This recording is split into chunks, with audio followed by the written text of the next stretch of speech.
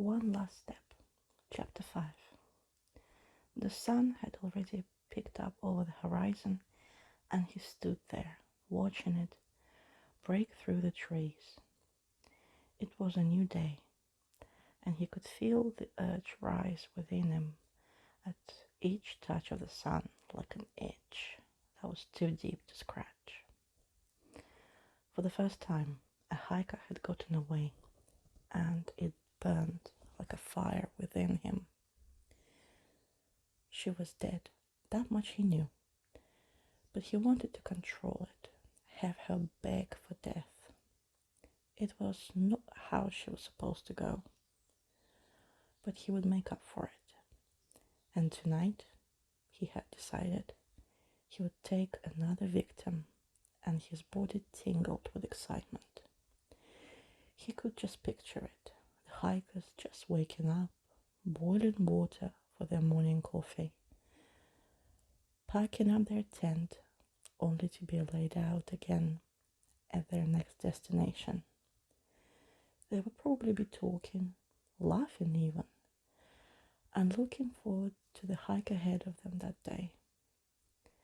He grew more and more agitated at that thought. He hated it all. People hiking along the trail only to say they had experienced some taste of struggle, as if they even knew what that truly meant. He gritted his teeth at the thought as he stood outside in the green grass, surrounded by the woods. They had no clue what true struggle was, but soon they would know. He would make sure of it. A barn stood just behind him, and he turned toward it, slinking across the lawn until he reached the large doors and pushed them open. The two victims lay sprawled across the floor next to the blue tarp he had wrapped them in days earlier, when he had wounded them, knocked them unconscious, and transported them to where they lay now. He had bound them and given them fractions of hope as he tended to their wounds and promised to let them go. But then he sent arrows to each of their limbs. The boyfriend had pleaded to let his girlfriend go, but each time he sent another arrow through her until they both begged for death. It had been 2 days since they finally bled out, and he could smell the scent as the early stages of decomposition settled in. He would have to move them, he decided, to make room for the next ones. And at that thought, he reached for his war gloves in his pocket and slipped them on. For any normal person, the smell would bother them, but not him. He liked it. It was a reassurance, the definitive effect of what he'd done. It was a reminder that he had succeeded, that they had been there for a period of time and he had not gotten caught. He wanted to watch the body through each stage, through each week of them still not being found, of him still not being a suspect. He knew each time the smell deepened, he would feel more and more powerful. He reached down and grabbed the woman by her arms, sliding her body across the wooden floor to the corner of the room. He then grabbed the man, sliding him as well, each time a streak of half-dried blood tarnishing the floor. And then he stared at them for a moment before lowering his own body to the floor. He reached out for the woman's long blonde hair, letting it drape over his palm before burying his face into it. It still had the scent of pine, and it caused a flurry of excitement to stir within him. He couldn't wait to do it again. He then stood up and moved to a box. He bent over, sitting on his heels as he reached inside where dozens of compasses lay within. He grabbed hold of one and held it in his hand for a moment. Just like all the others, it was defective, and he carefully moved the needle, pointing it to the southern point, where it remained no matter which way that he moved it. He carefully placed it in his pocket and exited the barn, the smell still lingering in his nose, and looked off into the distance to the forest. Chapter 6. 20 minutes later, Tara stood at the first crime scene with Warren, Sheriff Rousseau, and 2 other cops by her side. She was right. Just above the deep red stains on the forest floor stood a tree, its branches outstretched and winding in every direction, and dangling off of one was a compass. Underneath, the same engravings from the last scene were dug out in the tree as well. It was almost identical, except for one thing. The compass was pointing north, the way they just came from. Warren and the other officers stood in shock, and Tara could see the fire in Sheriff's eyes as he looked to his officers. He had mentioned that they had been patrolling the area around the clock, but now they all knew that one of them wasn't doing his job. Sheriff snarled. Who was on watch early this morning? One of the cop's eyes fell to the floor, his face flashing a deep red, almost the same shade as his hair. He was clearly guilty. The other cop stood there quietly, looking between his friend and his boss, unsure if he should speak. Well, Sheriff asked again, this time moving closer to the guilty-looking officer. I might have dozed for a minute. I am really... You've got to be kidding me. Sheriff Rousseau looked at the cop dumbfounded and threw his arms in the air. Tara could see the blood boiling through his skin as a vein pulsated on his forehead. He closed his eyes for a moment, trying to regain his composure. So how long? He asked. The cop's eyes remained fixated on the ground. He said, it could have been about 30 minutes. The sheriff suddenly burst. 30 minutes, he screamed, his voice echoing off the trees until the forest fell again into silence. He was about to open his mouth again, but suddenly Warren placed his hand on Sheriff's shoulder. Listen, let's focus on what's important right now. You've got a map of the trail? The sheriff gave one last blazing stare at his officer before grabbing hold of a map in his pocket and handing it to Warren. They all knew the cop made a terrible mistake and would likely be suspended. But Warren was right. The mistake already happened, and now they needed to focus. Warren bent over, laying the map upon the ground, and motioned with his hand for Tara to come near. She sat on her heels next to him. He was beginning to trust her, letting her in on the workings of his mind, seeking her opinion, and she felt her confidence grow at the slow gain of his trust. She stared down at the map, where the Appalachian Trail was marked with a long, red, squiggly line. It ran across 14 states, all the way from Maine to Georgia. Sheriff Rousseau had already marked on the map where the 2 crime scenes were. One, where they stood now, the other 3 miles north. Warren reached into the pocket of his shirt and pulled out a pen, placing it atop the location of the first crime scene. Tara already knew what he was doing. He was marking the directions that the compasses pointed, trying to visually see it all. She continued to watch as he drew an arrow, pointing it north up the trail. He then moved the pen to where the second crime scene was marked and drew another arrow, pointing south. When done, he tilted his head back, looking at it as a whole, and so did Tara. It was clear the compasses were pointing at each other. The sheriff and the two cops moved closer and looked down at the map as well. "What do you think it means?"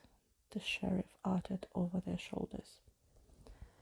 But as Tara stared down at Warren's carefully drawn arrows, she didn't have a response. She wanted it all to mean something, to have a clue, to be a clue. But seeing the compasses pointing at each other was not what she expected. She focused on the map for a moment longer, and a thought struck her. Maybe it was pointing to the next crime scene. Maybe her original theory was right. After all, the arrow pointing in the direction the killer was moving, since he did come back for the first scene.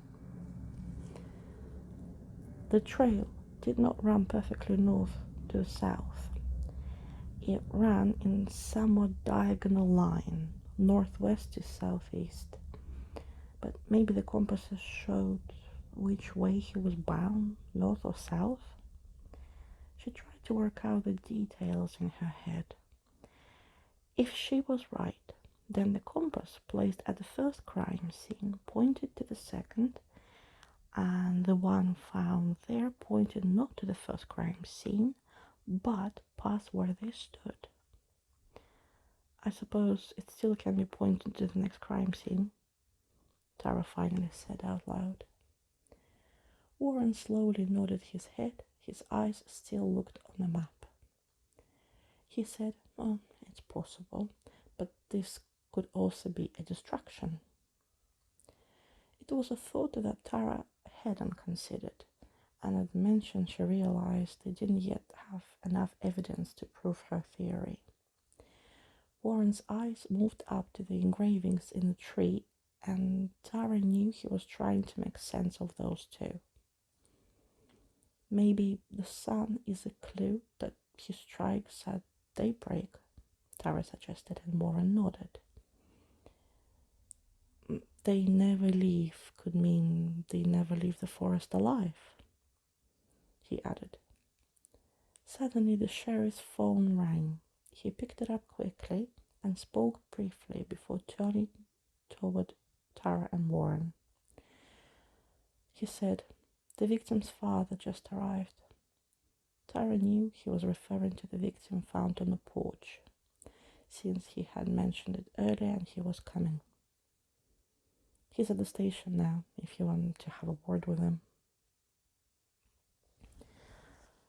The victim's father sat in front of them in a small room at the police station with a picture of his daughter tightly in his grip.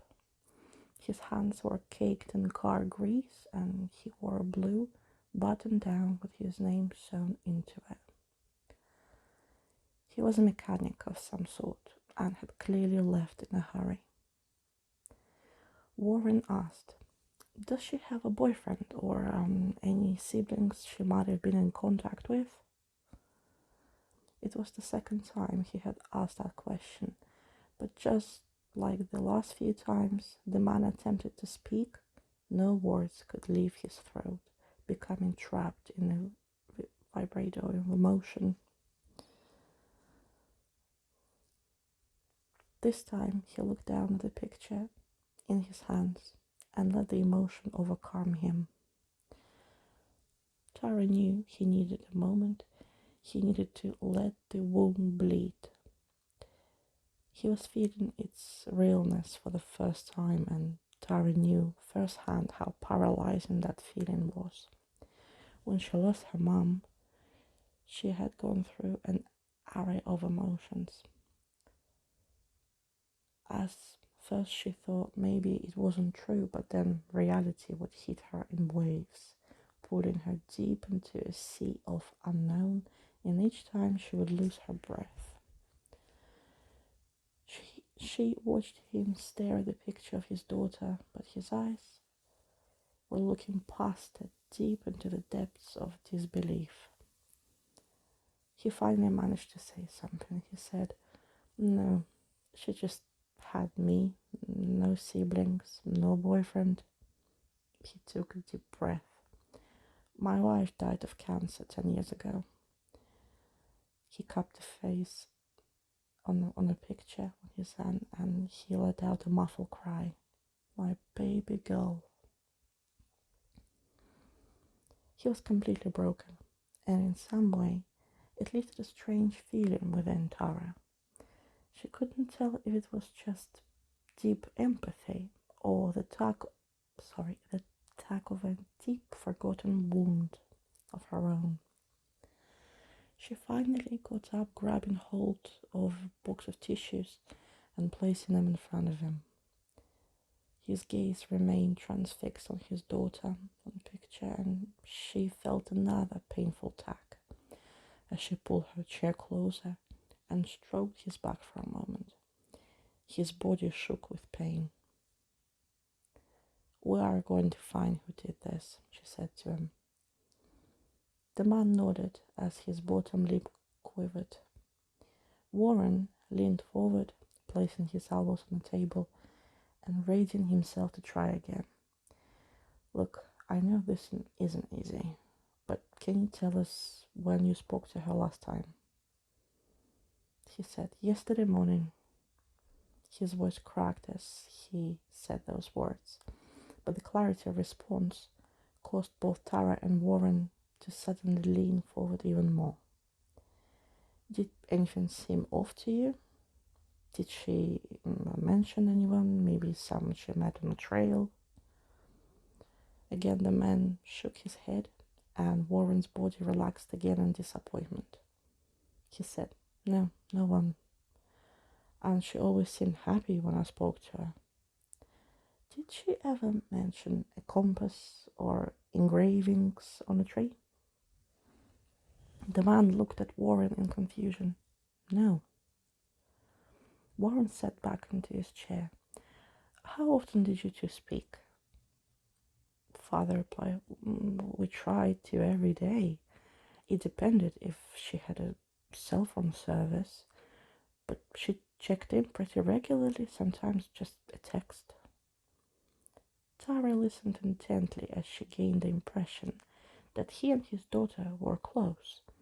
But as close as they seemed, Tara knew that any daughter would keep some things to herself, especially a possible love interest.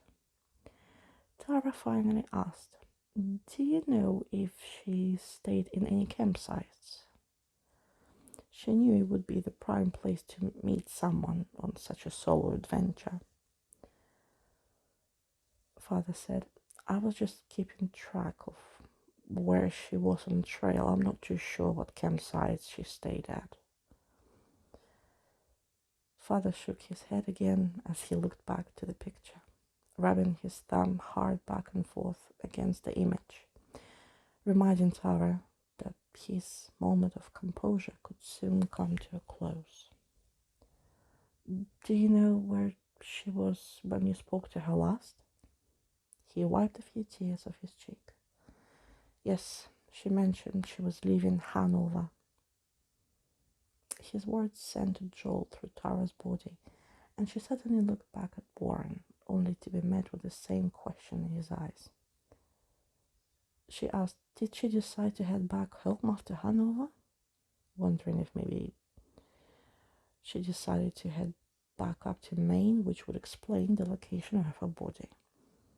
The man looked up as his thumb posed in motion. "No. Why? She was heading to Pennsylvania." A silence fell around them, and Tara looked from the man to Warren, who suddenly opened his mouth. "Sir, your daughter was found about 6 miles north of Hanover." The man scrunched his face into confusion. Father said, but that doesn't make any sense. She was moving south. Tara's mind raced, visualizing each piece of the puzzle for what it was and forcing them together until one of them fit. It was what Sheriff mentioned earlier, that the first two victims were spotted at the camping store in the same town. Tara said, "Do you know where she stopped in Hanover?" The man sniffed as he leaned his face into his fist. "Yes, she did mention she needed a new water jug. I think she stopped at some store to get one." Tara looked at Warren, but he was already out of his chair. They now had a lead.